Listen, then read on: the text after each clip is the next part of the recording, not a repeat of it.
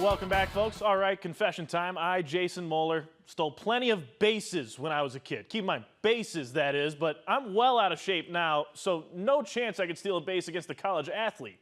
Or could I? Let's find out as this week's SportsFource Champions, the Northwestern softball team, teach Irvin Doman and I the art of the steal. If there is anyone who can teach Irvin and I how to steal a base, it would be the Red Raiders. Northwestern plays an aggressive brand of softball, and the Red Raiders have stolen over 100 bases this season, good enough to lead the GPAC Conference. So what are the keys to stealing a base in softball? Say first, you need to have speed, which I think our team is pretty stellar in that, but I think a big thing is being able to leave on time. You have umps that are right behind you, especially on first base. You have somebody right behind you watching if you leave on time. One thief on the Red Raiders is Ashton Billings. The junior entered the day with 25 stolen bases on the season, good enough for second in the GPAC. And if anyone can help us out with timing, it's her. Yeah, so you're not allowed to lead off the base before the pitch is thrown, opposite of baseball. So when you can lead off is when the pitcher releases the ball.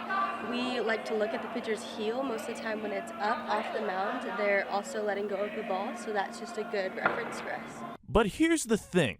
Technique and speed only get you so far when it comes to steals. Go as hard as you can. Yeah, any hesitation is not a good thing. So be aggressive and get there and get up. And for Irvin and I, who might not be as athletic as these Red Raiders, there's always another thing you can do to try and snag a bag.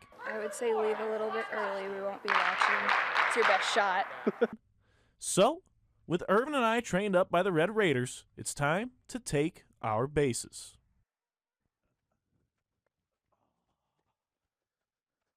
Now, let's see if everyone's favorite Nebraska can get to second.